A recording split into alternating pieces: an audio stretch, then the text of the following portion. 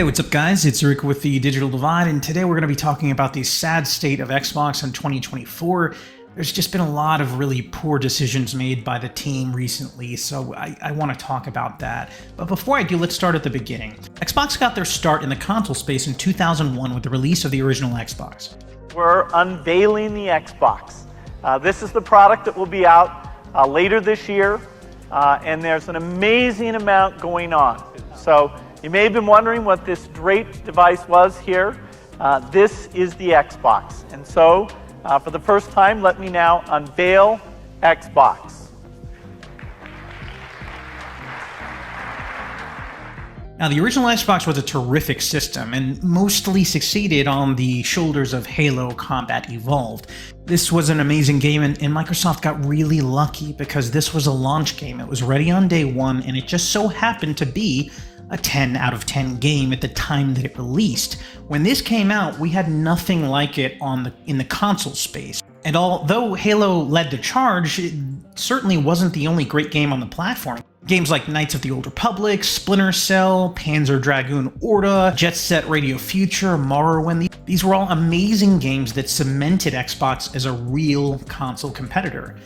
Now, the Xbox 360 was the next console they released, and to many, this is one of the best consoles of all time, and one of the best console generations of all time. The Xbox 360 seemingly did everything right. They released a year ahead of the PlayStation 3 to get a head start. The hardware used was mostly off-the-shelf components. They decided to use unified system memory, which was a first, and a really great decision because that made programming for the Xbox 360 super easy. So the Xbox brand at this point was on fire. They could do no wrong. They had two wildly successful consoles. They were doing great. But then came the Xbox One generation, and this is where everything went south for Microsoft. And that's due to a number of factors, but I think the biggest ones were that it was severely underpowered compared to the PlayStation 4. PlayStation 4 games tended to run at a native 1080p, whereas the Xbox One version of the same games would run at about 900p. It also cost $100 more than the PlayStation 4, and if you're thinking, why does it cost more if it's less powerful? Well, it's because of this guy. They decided to force you to buy a Kinect, so they bundled that into the console, which increased the price of the console by $100. So people were forced to buy an accessory that they didn't want or use. But a lot of this comes down to bad management. When I say bad management, I mean Don Mattrick. He was the former president of Interactive Entertainment at Microsoft and was responsible for a lot of these really bad decisions. Again, I've already touched on pricing $100 more than the PlayStation 4. That was a huge mistake. Forcing the Kinect into every hardware purchase was another big mistake. There was also a mandate that every game was online, even for offline games. So if you bought a single-player offline RPG like Oblivion, for example, you would need an online connection to play that game, even though it has no online features. That made absolutely no sense. He was also responsible for spearheading the tie to physical media that is based on user licenses. So what that means is that they wanted your Xbox game purchases of physical media to be tied to you. So if you went to your local game store and bought a video game and took it home, once you inserted that disc into your Xbox console, it would be locked to you, which means that you couldn't hand it to a friend to share it after you were done playing it, and you couldn't hop on eBay and resell it when you were done playing it either, because it was tied to your license and your account. Sony famously made this hilarious video kind of poking fun at Microsoft for this decision. This is how you share your games on PS4.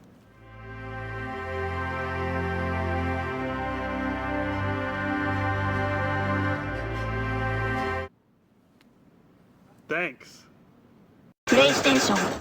So Don Mattrick made a lot of horrible decisions during his tenure. A lot of them, to his credit, were forward-thinking and have since been implemented with the current generation of Xbox consoles, but we simply were not ready for it at the time, and he was really tone-deaf. This is his response, for example, when asked about it by Jeff Keighley. Fortunately, we have a product for people who aren't able to get some form of connectivity. It's called Xbox 360. Right. So stick with 360. That's your message if you don't, like it? If you have zero access to the internet. And this brings us to the current generation of Xbox, which is the Xbox Series X and Series S. Now, these are fine systems in their own right, but Microsoft continues to make mistake after mistake after mistake. Now, this generation was spearheaded by Phil Spencer. Don Mattrick is no longer in the picture. Phil Spencer took over as the CEO of Microsoft Gaming, and he promised to right all of the wrongs from the Don Mattrick era. He was going to steer the ship of Xbox in the right direction and make them profitable and bring them back to their peak. Only that's not what happened. Now, to Phil's credit, he did spearhead some important initiatives, such as backwards compatibility. He was a real advocate of that even before his current role as CEO of Microsoft Gaming, and he really pushed for that, and that I think is really great. Now, he was also a huge advocate of Game Pass, and Game Pass is an amazing deal.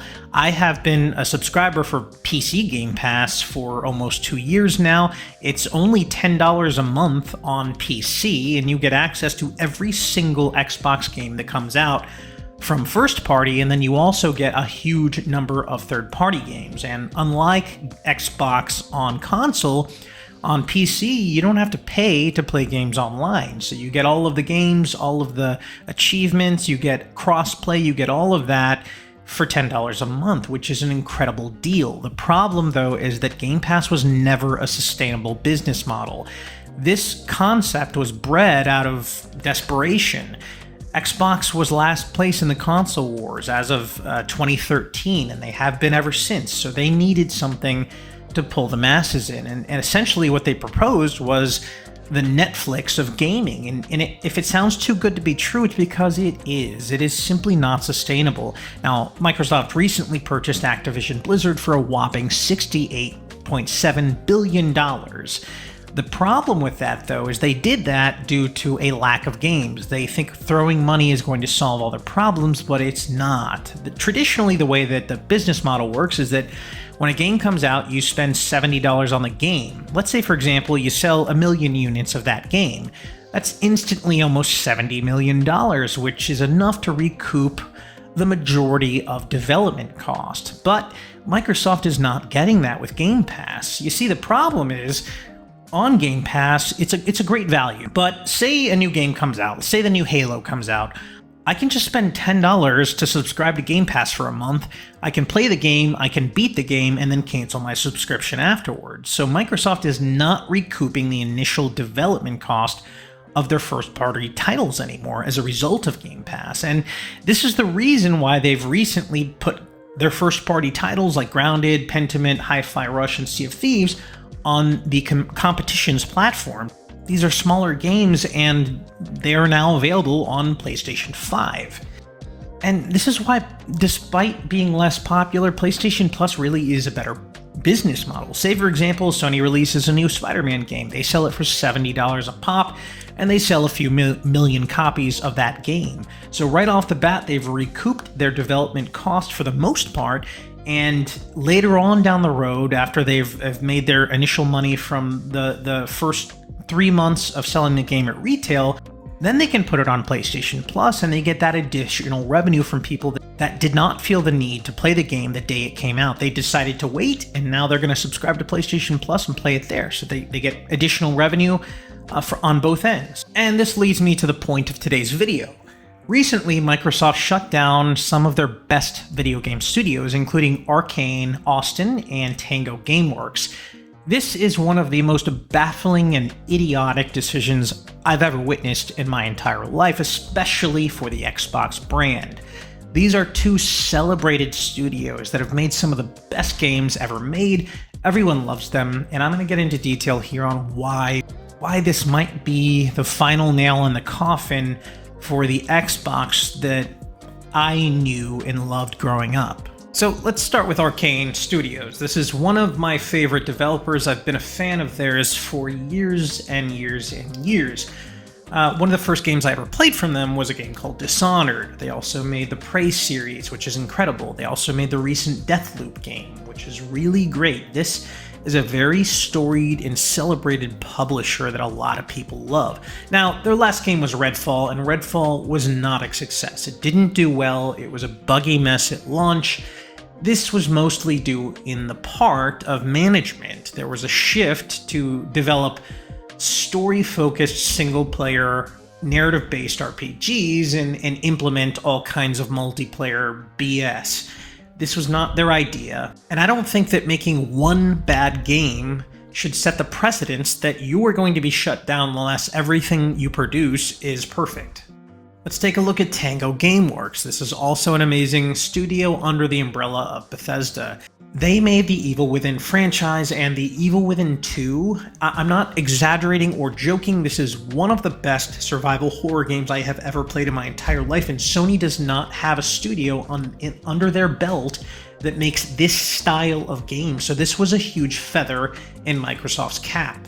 Recently, this developer released Hi-Fi Rush, and this was a surprise launch at the end of one of Microsoft's conferences and was a smash hit. It was incredibly well received when it came out. It was, again, a smaller launch, more like a AA game versus a AAA game, but it did exceptionally well.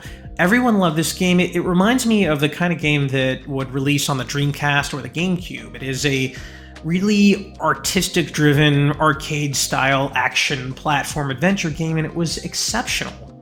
So to me, these two developers specifically, it's just baffling, especially when you consider that Microsoft has been trying to get a foothold in Japan forever, and they finally get an amazing Japanese studio and just close them down after their biggest PR win in years. It just doesn't make any sense, and you just sit there scratching your head. Especially when you look at Microsoft's revenue. They currently have a market cap of $3.10 trillion. If I'm not mistaken, they are the richest company on planet Earth, so it's not like they're hurting for money. And on top of that, Xbox has had a reputation in the last 2 generations of having no games. Everyone likes to joke and say, oh, they have no exclusives, you know, Sony is killing them and Nintendo's killing them. All Microsoft has is Gears, Forza, and Halo, and that's been true for many years, and they finally have a fresh new IP and decide to shut down the studio that created it? That just doesn't make any sense. And I know this video is called The Fall of Xbox, but I don't mean that Xbox is going away as a brand. In fact, with the acquisition of Activision, Blizzard, and King, they're probably going to be more profitable than ever. What I mean when I say the fall of Xbox is that I think that the Xbox I knew and grew up with and loved as a kid is dead. I don't think these guys are around anymore. I think the company is going to be focused strictly on numbers and financials going forward, and that's so sad. That's really sad. But that's going to do it for me today, guys. I just wanted to make a video to rant about these frustrating decisions made by Xbox. Let me know in the comments below what you think, and as always, thank you for watching.